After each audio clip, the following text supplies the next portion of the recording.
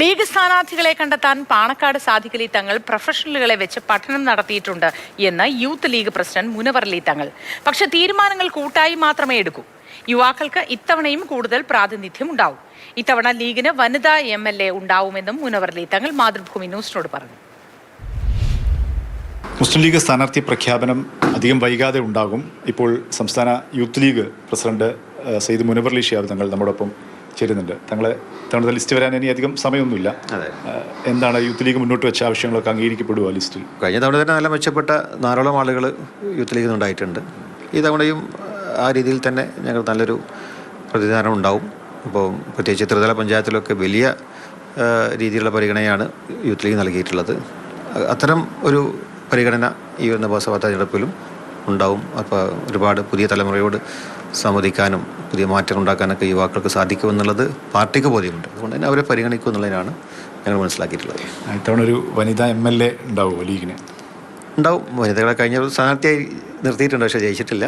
ഇത്തവണ ഒരു ജയിക്കുന്ന MLA തന്നെ വനിതയായിട്ടുണ്ടാവും. പലപ്പോഴും ഈ ലീഗിൻ്റെ സ്ഥാനാർത്ഥികളെ ലിസ്റ്റിനെ കുറിച്ചൊക്കെ അന്വേഷിക്കുന്ന സമയത്ത് ആർക്കും കൃത്യമായ ബോധ്യമില്ല. ഈ പാണക്കാട് സാദിഖലി തങ്ങൾ ആണോ ഇല്ല അന്തിമ തീരുമാനം എടുക്കുക? എങ്ങനെയാണ് അതിൻ്റെ ഒരു ഒറ്റയ്ക്ക് ഒരു പ്രസിഡന്റ് ഒരിക്കലും ഇപ്പോൾ ഞങ്ങളെ ബാപ്പയുള്ളപ്പോൾ ഒന്നും ഒറ്റയ്ക്കല്ല തീരുമാനം എടുക്കുക. എല്ലാവരും ആലോചിച്ച് ഒരു കൂട്ടായ്മ തീരുമാനം, ഒരു ഷൂറ കൂടി നമ്മളൊക്കെ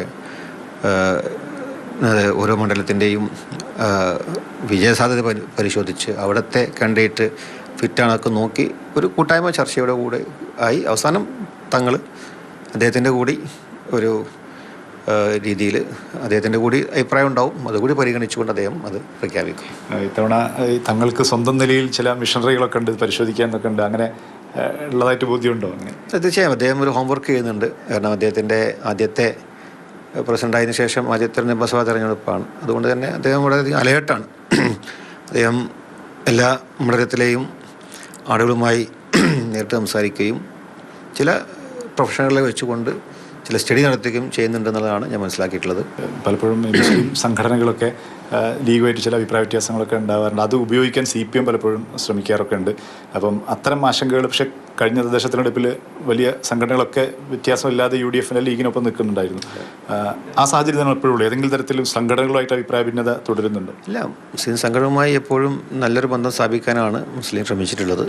അപ്പോൾ ഈ കഴിഞ്ഞ ഈ നോമ്പ് കാലത്ത് തന്നെ ഒരുപാട് സൗഹൃദ ലീഗ് വിളിച്ച യുവതാ സംഗമത്തിൽ എല്ലാവരും വന്നിട്ടുണ്ട്. നമ്മൾ അങ്ങോട്ടും പോയിട്ടുണ്ട്. അപ്പോൾ അതിങ്ങനെ ഒരു പ്രത്യേകിച്ച് ഇപ്പോൾ ന്യൂനപക്ഷ വിഭാഗങ്ങൾ ഒരുപാട് പ്രതിസന്ധികളും ഒരുപാട് ഭീഷണിയൊക്കെ അനുഭവിക്കുന്ന അല്ലെങ്കിൽ നേരിടുന്ന സമയത്ത് ഒന്നിച്ച് നിൽക്കുക. ഇപ്പോൾ മുസ്ലിം ന്യൂനപക്ഷം ഇപ്പോൾ UDFനോടൊപ്പമാണ് എന്ന് തെളിയിക്കപ്പെട്ടൊരു തെരഞ്ഞെടുപ്പാണ് കഴിഞ്ഞത്.